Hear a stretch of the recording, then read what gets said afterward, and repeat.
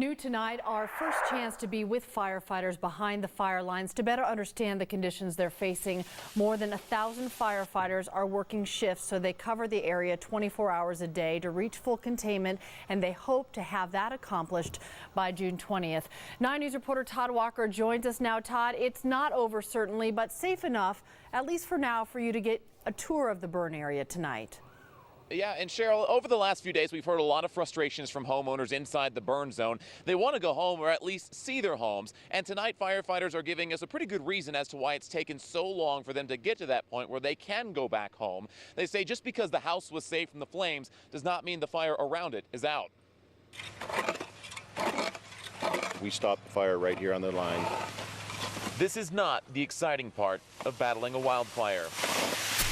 This is the tedious part of firefighting. But our priority right now is what's directly around the houses. There are no more flames. It is no longer fast-paced.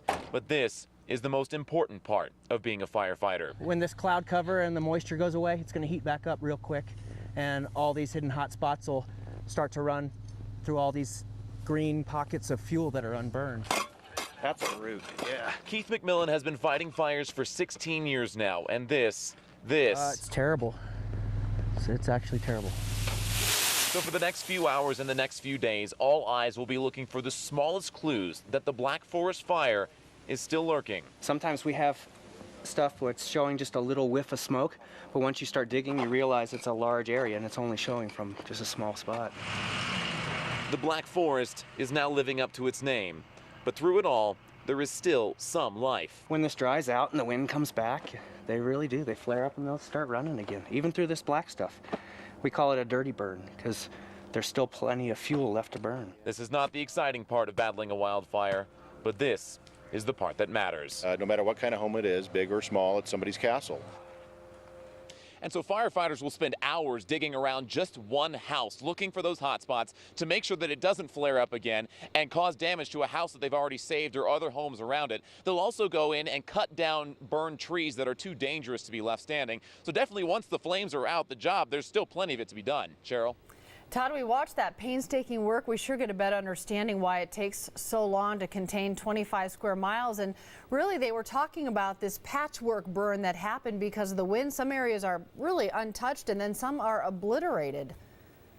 And that's the concern in those that patchwork area where there is still green vegetation that will catch on fire. And it's been a very patchy fire in those places. But if you take a look at another area we went to, this is completely gone. They call it a nuked area. There is nothing left. The trees are scorched all the way to the top. There is no vegetation.